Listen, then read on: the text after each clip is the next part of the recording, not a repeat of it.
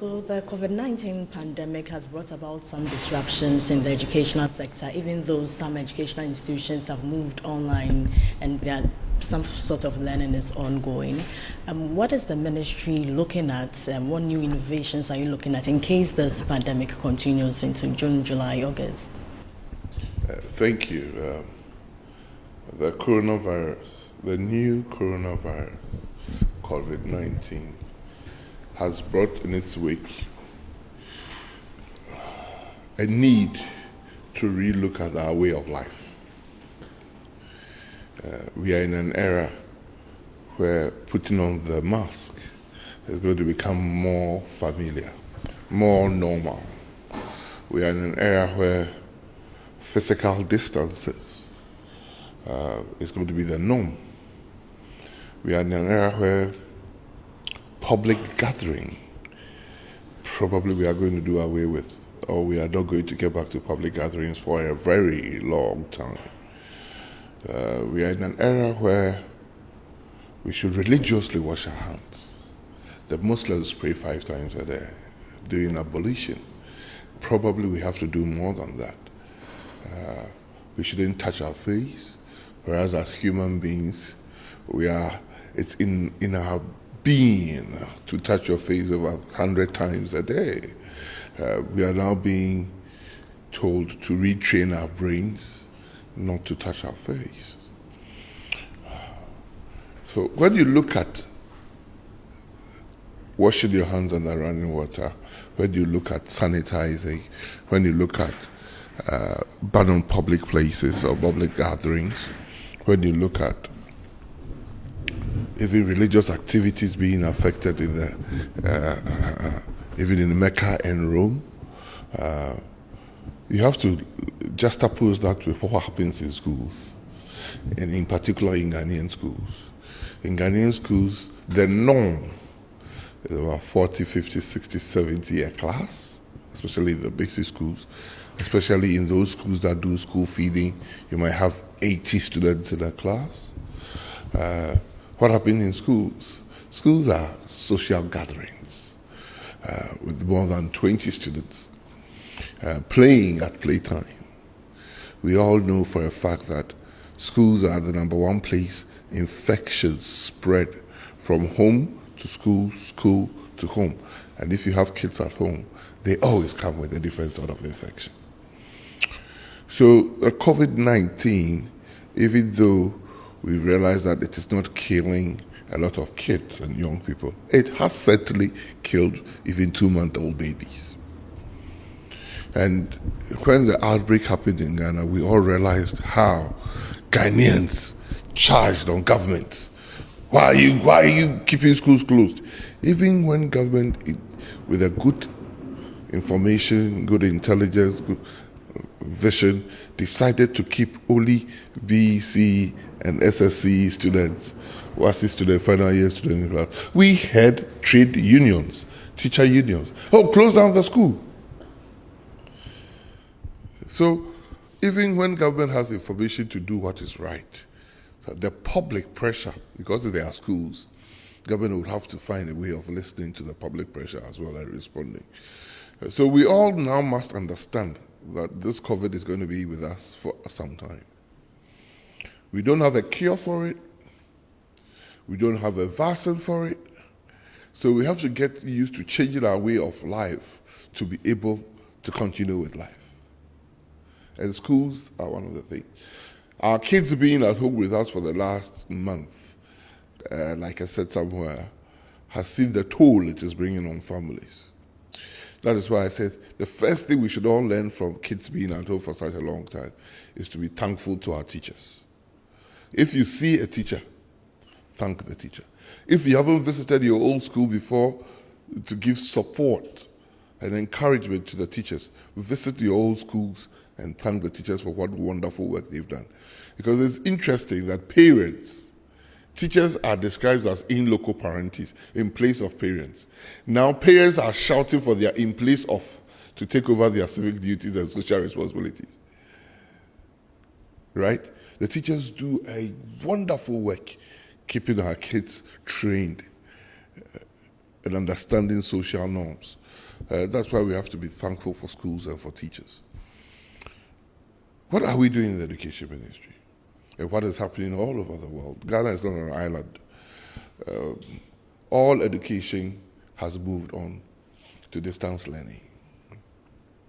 I've said that COVID-19 has brought education into the 21st century, where technology is becoming imperative to teach. But we still cannot do away with the teacher. So the parents, acting as parents at home now, should act as teachers for the kids. Because you can't put a teacher in every home. But there's already a teacher in every home, albeit untrained, that is the parent. So we have to come up with programs that will support both the parent, the pupil or student, and the teacher and the whole system. We are a poor country, a developing country, a country with big ideas. But there are certain things we can't do. Now some teachers in the private sector are complaining about where their next paycheck is coming. I've been inundated with requests that teachers in the private sector want to be paid. It is not only teachers in the private sector who have been affected. Every Ghanaian has been affected. And certainly, government cannot afford to pay everybody at home. So we have to find a new way of teaching. We in Ghana, we in the Ministry of Education, with our agencies, the universities or tertiary institutions, acting through National Council for Tertiary Education, and the Ghana Education Service, have a standing committee now, coming up with ideas and areas and policies and actions that can lead to continuing of education. So if you realize, almost all the universities have rolled out virtual education. That on its own has its own problem. Accessibility, depending upon where you are, cost of data. We realize that some telecom companies like Vodafone and MTN have zero-rated it. We thank them. We hope Airtel, Tigo comes and Glo comes on very, very soon. We have to employ television, which we have started. Stations that see that training of the Ghanaian child is worth it because it affects the whole country, have scrambled channels for us for free. I hope your station would follow suit and devote some of your programming time to educating the next generation. It is in your own self-interest that every TV station in the country, every radio station in the country would devote part of its programming to educating the future generation. If it's not your child, it's your sister's child or your father's child somewhere that you are training. And it's in our collective good that we all put our hands to it. So we've started rolling out TV programs for senior high schools on Ghana GBC, Ghana TV. Some stations are repeating the broadcast for free. DSTV, a South African company, has given us a channel and scrambled the channels for us for free. So I don't know why other Ghanaian stations are, and I'll take the opportunity to encourage them to get in touch with my ministry or Ghana Education Service and start rolling out the programs for the education of Ghanaian child. Online as well, for senior high schools, we have rolled out the iCampus that every senior high school child can log on and have access to the core subjects and other open educational resources that are relevant to their areas of study for free. So when you have no data cost and you have free content, and teachers teaching, virtual laboratories, all there, I think you have no excuse not to learn. The basic schools, KG to junior high school, were virtually going on vacation, the Easter vacation, and they were supposed to report back to school on the 4th of May. We are collaborating with a lot of agencies who have given us a lot of programs that are in line with the new curriculum, that by the time school reopens, if they can't get to school, we'll start rolling out programs both online and on TV for that, as well as radio programs, which we are taking a longer time in deploying. But we will roll out radio programs, roll out TV programs, roll out online programs virtually for KG to senior high school so that education can continue. What about communities where accessibility is a challenge, rural communities? How are you hoping to reach out to them? If you look at the three modems that I've spoken about, radio goes everywhere, TV goes everywhere. So you hope that one of these channels will be available. We have no doubt that there will still be one or two places, but they are in the fewer where it's going to be a challenge. And that's why I'm encouraging parents to actively see how they can support their children. If it means your child is going to stay with their cousin for some time to be able to go to school. After all, the child travels every day, some distance to go to school, and is in school 8 hours of the day. So it is in our interest to support our children as parents, to enable and support government in what government is doing. Just like we are asking private companies and persons to also support us in any way that is possible. How are we going to assess students? So, for example, BEC candidates were supposed to write, and then WAEC as well. How are you going to assess them? What innovations are we looking at? What are we talking to WAEC? What level have we gotten to now? Portia, what you have to understand is that till we are free of the coronavirus, which we are not, the government is easing restrictions, but the bans are being extended. I don't see the time soon when all restrictions are going to be removed. And some of the last places that it would affect is schools.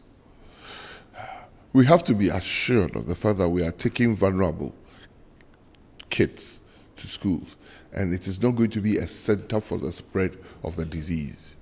We do know that 80% of those who get the disease don't show any symptoms, but they are the vehicles for the spread. If the human being doesn't move, the virus doesn't move. Opening schools will bring a lot of movement across the country, and that may be the vehicle for the disease to come back and hit us hard. So schools are the ones that we are going to be careful before reopening. Like I said, our way of life now includes social distancing. And so the schools should come up with things that would ensure that physical distancing can happen. In some countries, every child is wearing a face mask or a nose mask. So we have to think carefully through what. There are suggestions that we should open school in phases. If it's possible, we'll look at it. Let only BEC and SSC students go, write their exams, and go back home fully. The parents don't want them in school, but it was left with exams week for them to come back home. So parents would have to be welcoming of their kids going back to school. But if we are able to run an exam or an assessment for BEC students to be able to go to SS, for SS students to be able to leave, then there can be spaces in the schools as we continue. But first class 1 children too should go to school in September. So there's a lot of planning that is going on. When I come to BEC is an exam WAEC does on behalf of Ghana government. BEC is done only in Ghana. So we'll see how we can manage with BEC and when it will be done. If the COVID prevents us from mass gatherings, then it's going to be difficult to write the exams. Likewise for the final year HS3 students. In some countries that are well-resourced with even smaller class sizes than us, they've come out knowing that education is probably the last they can toy with, said they're not going to be A-level. The UK, they've cancelled it. They've taken some bold decisions. This year, there's not going to be A-level. This year, we are not going to have our local government elections. The UK has said that because they see that the end is not near. Other countries like South Korea have been able to do but it's one of the most organized societies. So we have to look at that. If WAEC SSS3 exams is a West African exam, it's done in Ghana, Nigeria, Sierra Leone, Gambia, and is that examination body that has suspended exams. So they cannot come and do it for only Ghana. So if even in Ghana we are free and we can do an exam, we have to go back to WAEC and say, can you do a Ghana exam for us? Nigeria, apart from WAEC, they do have a national exam as well. That is done only in Nigeria. That is able to take the Nigerian student to go to university and work. Our educational reform, curricular reform, is getting to that stage. That's why I was misquoted as saying high school diploma. And Nigeria has their JAMB and NECO exams. That allows people to go and get employed with those certificates and go to university as well. And that is the way to go. We don't need 6 passes to start working. 6 passes and co are what the university people need for you to come and continue studying in the university. It is not for going to look for work in police, immigration, civil service. That is not what you need. So the curricular reform is leading to a stage where we will have a national exam, give a certificate that if you don't like to go on, you can go and work. Previously in Ghana, we had the middle school leaving certificate. That was a certificate when you finished, you used to go and work. You didn't have to go to university. And if you're in the middle school and you wanted to go to secondary school, you wrote the common entrance in Form 2 and go to secondary school. If you finished O-level, you used your O-level to go and look for work.